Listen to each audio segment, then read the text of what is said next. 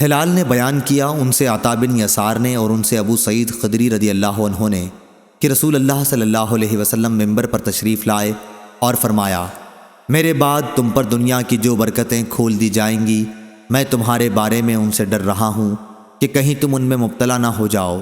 اس کے بعد آپ نے دنیا کی رنگینیوں کا ذکر فرمایا۔ پہلے دنیا کی برکات کا ذکر کیا، پھر اس کی رنگینیوں کو بیان فرمایا۔ اتنے میں ایک صحابی کھڑے ہوئے اور عرض کیا، یا رسول اللہ صلی اللہ علیہ وسلم، کیا بھلائی برائی پیدا کر دے گی؟ آپ اس پر تھوڑی دیر کے لیے خاموش ہو گئے۔ ہم نے سمجھا کہ آپ صلی اللہ علیہ وسلم پر وحی نازل ہو رہی ہے۔ سب لوگ خاموش ہو گئے جیسے ان کے سروں پر پرندے ہوں۔ اس کے بعد آپ نے چہرے مبارک سے پسینہ صاف کیا اور دریافت فرمایا، سوال کرنے والا کہاں ہے؟ کیا یہ بھی مال اور دنیا کی برکات خیر ہے؟ 3 مرتبہ آپ نے یہی جملہ دہرایا۔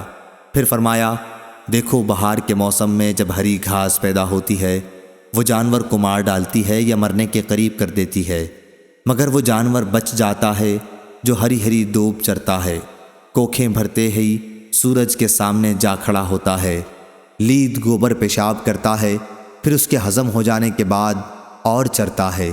اسی طرح یہ مال بھی ہرا بھرا اور شیریں ہے، اور مسلمان کا وہ مال کتنا عمدہ ہے جسے اس نے حلال طریقوں سے جمع کیا ہو، اور پھر اسے اللہ کے راستے میں جہاد کے لیے، یتیموں کے لیے اور مسکینوں کے لیے وقف کر دیا ہو۔